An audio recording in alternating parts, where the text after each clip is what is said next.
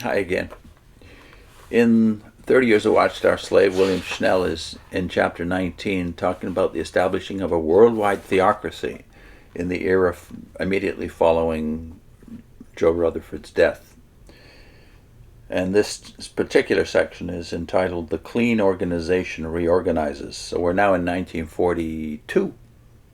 But let us go back to the Watchtower Society and its doings, having publicly, like Pilate, washed their hands of all responsibility for what might happen to any of us individual Jehovah's Witnesses. The Society enshrouded itself in a cloak of neutrality. Then it piously referred to itself as a clean organization, thus attempting to whitewash itself of its obnoxious acts and misdeeds of years gone by. This they accomplished by making an about face. How was that done? The path was rather devious, but we will try to follow them. The Society was still using Israel and its monarchy as its pattern for action, or modus operandi. Judge Rutherford and the old Society had been likened unto David and his military organization. This suited the rising Watchtower regime admirably, because David had blood on his hands. He had not been permitted to build a temple. So also the theocracy of 1938 could therefore not be built by the judge and the old Society. It had to be built by the newly constituted Society, which represented Solomon. There was one rub. Solomon had finally defected and become unfaithful. If the new regime were to use the scriptural pattern, how were they to escape these implications? That was easy. The Society would be reorganized so that it would no longer be controlled by one man. A consortium of leaders. The board of directors, which under both Russell and Rutherford had been but a rubber stamp affair, was now to assume the actual leadership. In this way, the Society hoped to make better provision for its perpetuation and effect greater stability in leadership. In order to provide even greater assurance of continuity, the new leadership decided to form a New York corporation to supplement the Pennsylvania corporation. The Society had been incorporated in Pennsylvania as a benevolent organization dependent upon voluntary contributions. But now, Jehovah's Witnesses had been legalized by court action as a religion of buying and selling. The new charter, under which it was incorporated as the Watchtower Bible and Tract Society Incorporated of New York State, declared and established that fact for all times to come. In planning that reorganization, the leaders decided upon a definite number of charter members, 6 to 8 from each of our 48 states, all appointed by the board of directors of the Society. In this way, the board created its own source of power. Furthermore, since the charter members are subject to dismissal by the board, this body has assured itself of being perpetuated in power.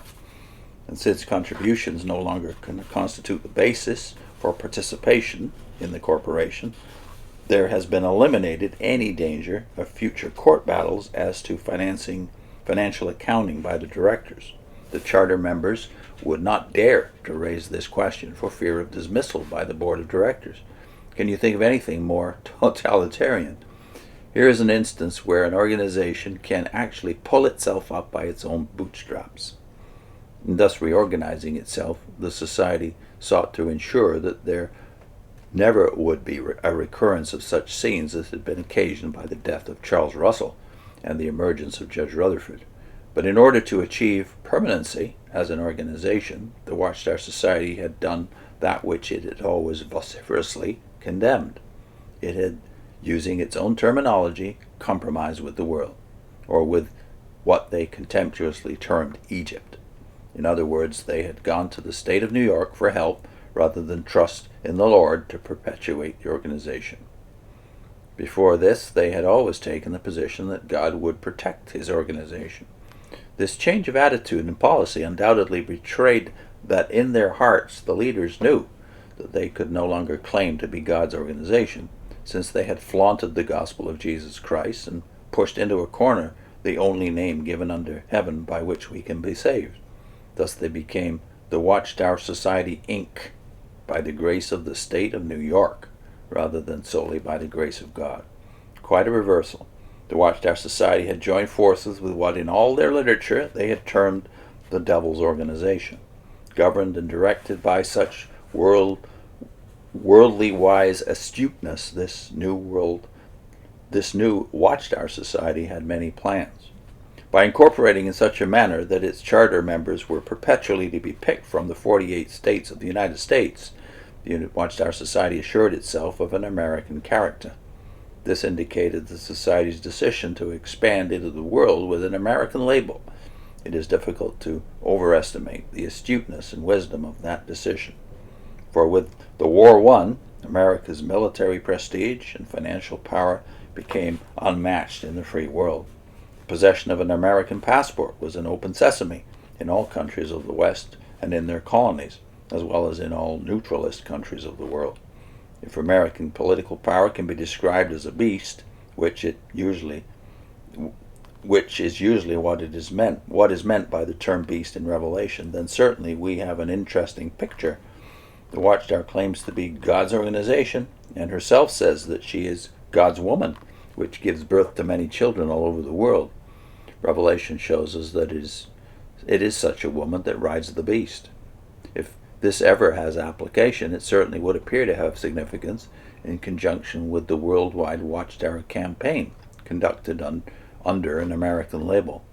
For no sooner had the war ended that the Society began its missionary work and campaign in all the world, and under the American label it rode the crest of the popularity and prestige and power of post-war America.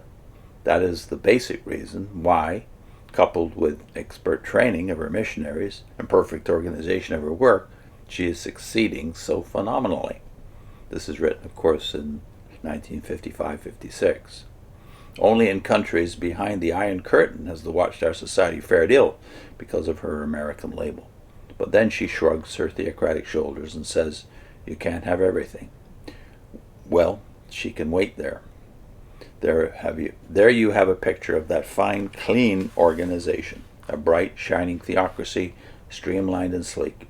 It had done all in its power to create a halo of godliness around its head. But that halo is quite transparent. To all who have eyes to see, the Watchtower Society stands visible as an organization which employs the same principle of expediency which guides all political and commercial organizations. In adopting this policy, the Watchtower Society betrays the fact that it is actually an integral part of this present world order. In using the half-truth and subversion according to patterns laid by the world, it gives a concrete denial of its claim to godliness. Now, next he talks about the Theocratic ministry course. I'll put in a link to the first of our series on the divine names. That's, I think, 5 videos altogether, and we deal there with the divine names revealed not only in the book of Genesis and the Torah, but in the New Testament. God the Father being, of course, the final and most significant of those divine titles or names. See you next time.